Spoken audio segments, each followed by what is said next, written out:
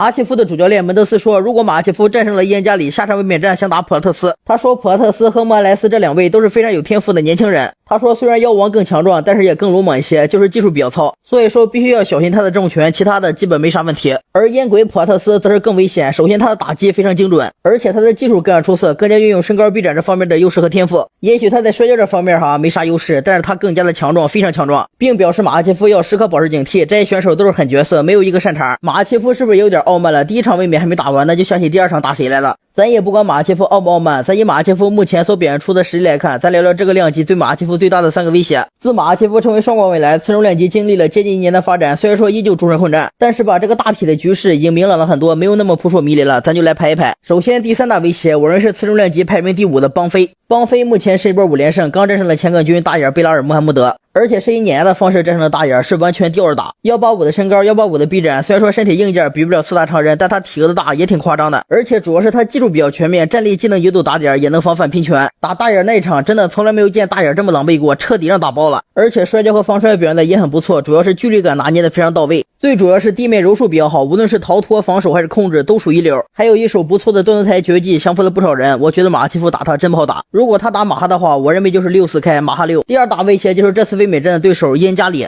伊恩加里这个就不一说了，之前说了很多次了，总的来说就以下几点。第一点就是作为4大常人之一的伊恩加里，他的健体天赋太夸张了，1.92米的身高，1.88米的臂展。第二点就是打法非常的油滑，控局打点，武器库非常的丰富，还非常的费人。第3点就是加里这个格斗智商比较高，临场应变能力比较出色，指不定留啥大招。总的来说，加里的威胁非常大，我会给个5.5对4.5，看好马切夫。马切夫在次中量级的第1大威胁，毫无疑问就是妖王莫阿莱斯。莫阿莱斯这位选手虽然说备受质疑，大家都说他技术糙，只会抡王八拳，他这个技术确实糙，跟马切夫根本没得比。如果说只论技术，马切夫完全吊打他，但架不住他这个天赋太夸张了，次中历史第1天赋怪。他这大体格、超长臂展、无敌力量、超级爆发都是最克制马切夫的。他对马切夫的碾压，这是纯天赋上的碾压，这是最难跨越的。普拉特斯对马德莱纳，盖奇对托普利亚，这都是天赋上的压制。马切夫绝对不好打妖王，虽然说我很想看这场比赛，但我感觉这场比赛真不好打。哪怕马切夫不接妖王，我也能理解，毕竟这一场极致天赋对阵极致技术的比赛。总的来说5开吧，还是稍稍看好马切夫一点。至于说烟鬼普拉特斯，我觉得他很危险，但是威胁没有说那么大。虽然说他的战力技术逆天，堪称次中量级第1战力，但你得站起来啊！华子、加里、马达都能摔烟鬼，那马切夫更不用说了，这个劣势比较明显，马切夫赢他问题不大。除此之外，次中量级还有3大未知。第一就是曾经的 PSP 之王次中霸主乌斯曼，油箱里到底还有多少油？就他上场打南非那场表现来看，我觉得次中没有一个人能稳压了乌龟，哪怕马哈也不行。第二就是曾经的第1星星沙夫卡特到底还能不能回来？健康的沙夫卡特绝对是马切夫的最大威胁，但可惜他不健康啊，我看他腿部肌肉都有点萎缩了，期待他早日回归吧。第3就是现在次中一个潜力新星阿莫索夫，这个人到底怎么样？目前好多选手都夸他厉害，像霸主、像钻石、像齐马耶夫，而且这2场比赛表现也很夸张，首回合降服马格尼，还有第2回合降服阿瓦雷兹。虽然说我觉得他的潜力很大，但是我感觉还得观察观察。自从这个伯恩斯退役之后，这个马格尼荣登比试榜榜首，赢他真没啥说服力。第2个对手阿瓦雷兹也不好说，当初都让萨少爷锤成潮汕牛肉丸了，再打2场应该就能看出他的上限了。对于马切夫的威胁仍未知，反正现在次中如果让我硬挑一个即战力的第1名，我会选马切夫，但他这个第1名非常不稳，咱就看马哈打加里的表现吧。等马哈打完加里，次中的格局一切就全明朗了。